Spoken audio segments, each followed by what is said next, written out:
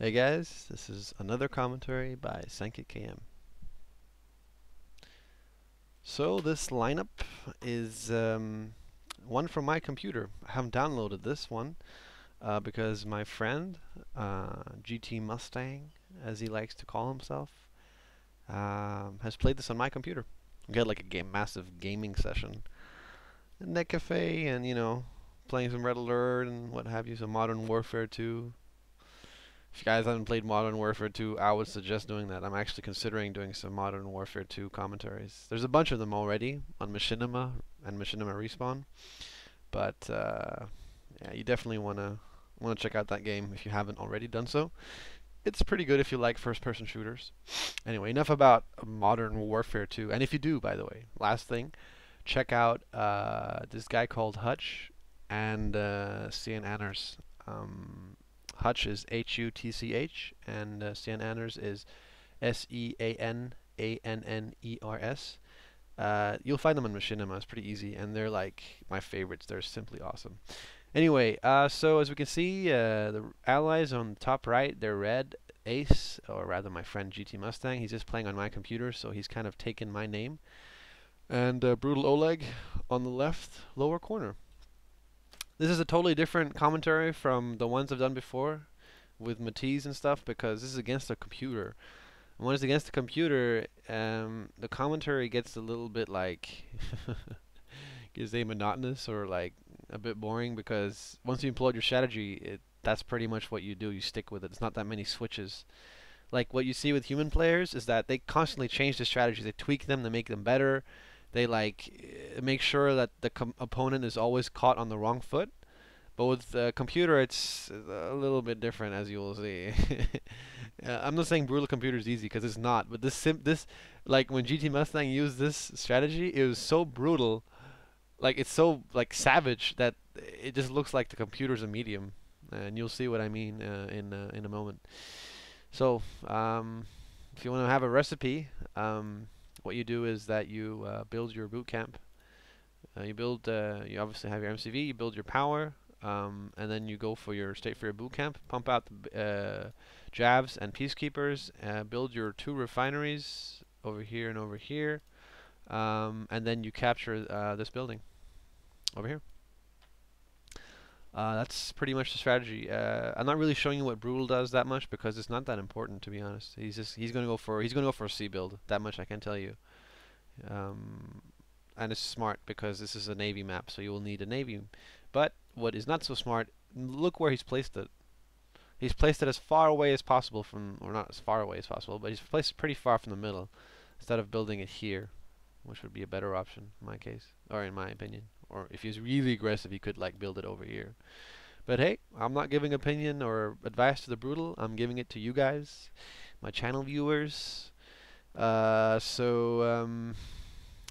take the building over, take the oil derrick, pretty standard stuff.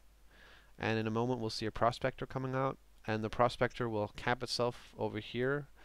And that's not to take over the refinery.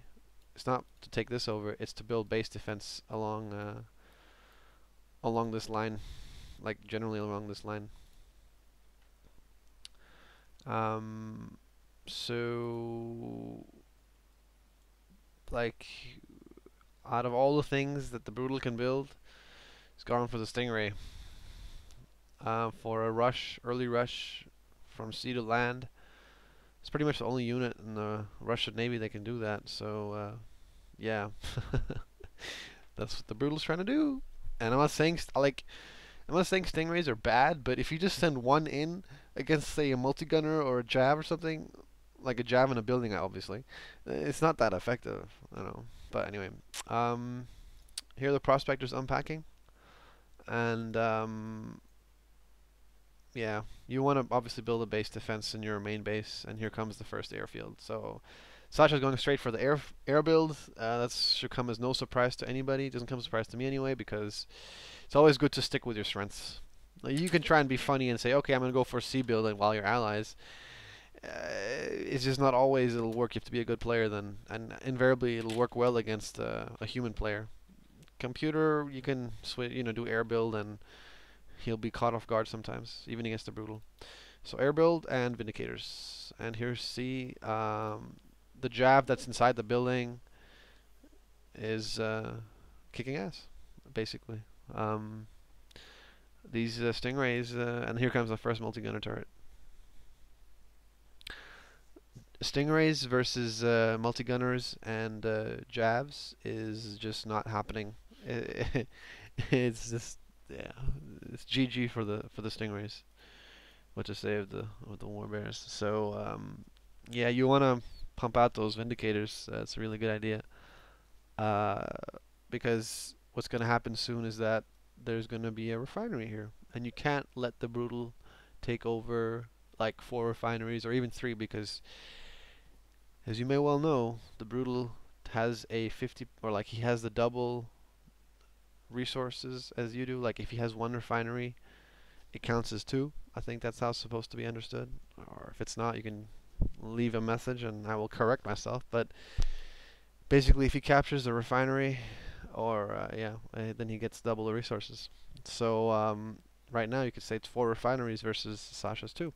And if he gets this one, it'll be 6 refineries versus 2. So you really want to prevent the expansion over here, because that makes a massive difference.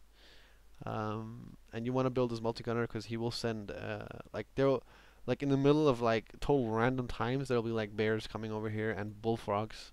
So you want to build this multi-gunner and take over this building so that he can't like flank you from the side.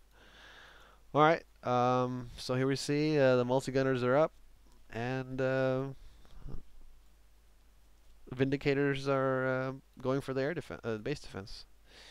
So this kind of reminds me a bit of the last game, Matisse versus Lex, where Matisse was spamming base defense all the time, like rebuilding it here and here and here, like constantly building flax and Tesla coils and stuff. And Lex was constantly hammering it. And in the end, the person who can kill with the least amount of injury, the least amount of casualties, is going to win the game. It's all about those small differences.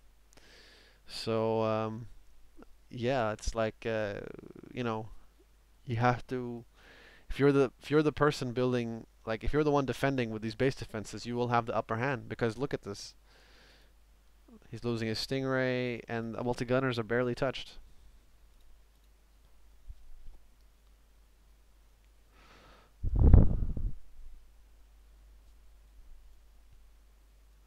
Lost the Vindicator there. So your Vindicators should be in a control group, which means you know, drag and click on the units you want, and then you press Control, and then you press 1. And that'll be, so whenever you press 1, that group will be activated.